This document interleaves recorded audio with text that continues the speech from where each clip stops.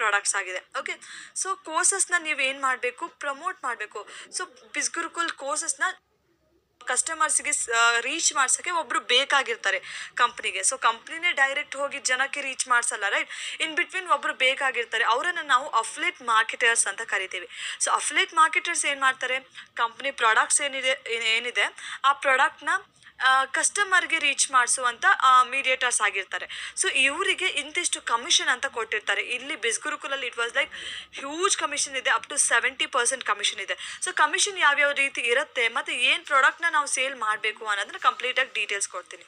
ಬಿಸ್ಗುರುಕುಲಲ್ಲಿ ಇರುವಂಥದ್ದು digital products like branding mastery, traffic mastery, influence mastery, finance mastery, ಇದೆಲ್ಲ products ಇದೆ. So ಇದನ್ನು ನೀವು ಮಾರ್ಕೆಟಿಂಗ್ ಮಾಡಬೇಕು. ಯಾವ ಥರ ಜನಕ್ಕೆ ರೀಚ್ ಮಾಡಿಸೋದು ಅಂತ ಹೇಳಿದ್ರೆ, ನೀವು ನಿಮ್ಮದೇ ಆದಂತಹ ಪ್ರಾಪರ್ ಸೋಷಿಯಲ್ ಮೀಡಿಯಾ ಪ್ಲ್ಯಾಟ್ಫಾರ್ಮ್ಸ್ನ ಹೊಂದಿರಬೇಕು. ಫಾರ್ ಎಕ್ಸಾಂಪಲ್ ಇನ್ಸ್ಟಾಗ್ರಾಮಲ್ಲಿ ಮಾಡ್ಬೋದು, ಫೇಸ್ಬುಕ್ಕಲ್ಲಿ ಮಾಡ್ಬೋದು, ವಾಟ್ಸಪ್ಪಲ್ಲಿ ಮಾಡ್ಬೋದು.